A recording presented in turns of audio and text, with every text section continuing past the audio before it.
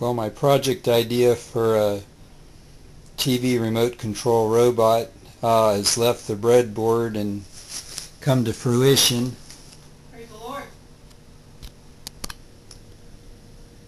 Welcome to Jim Bob.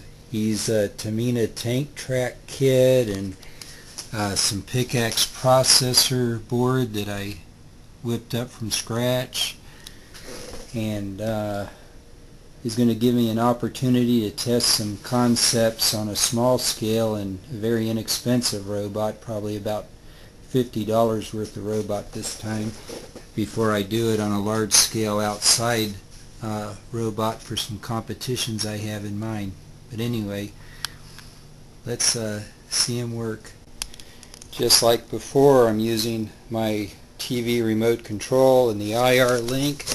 That the IR receiver is on the rear, and I'm just going to back up here and have him move forward.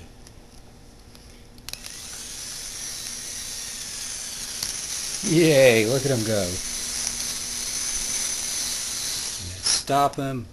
He gets kind of wicked on these turns.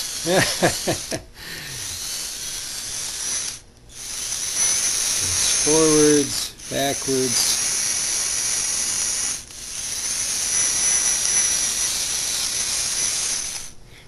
And one of the trickier things is, since it's IR remote control, not radio, that the sensor back here has to see the remote control, otherwise he'll keep doing the last command he received indefinitely, like then.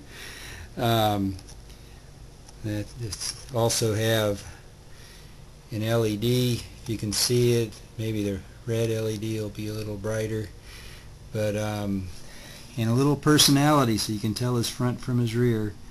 But little Jim Bob's on the go.